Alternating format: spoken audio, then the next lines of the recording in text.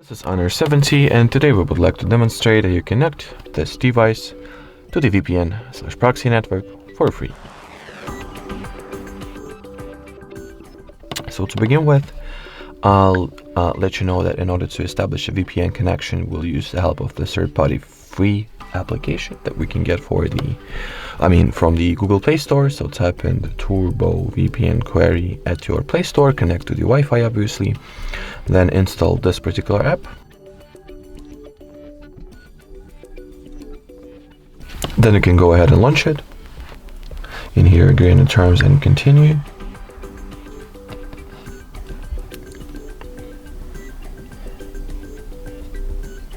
After that, skip the ad. Once you're ready to connect to VPN, tap on this little caret icon over here. Okay. Wait until the connection will be established. Then, as you can see by this little key icon at the status bar, the VPN is enabled. You can change the server/location if you want to. And once you're ready to turn it off, just tap on the cross icon or cross sign over here. Choose the disconnect option. And that will be it. So thank you so much for watching. Thank you so much for your attention, and bye-bye.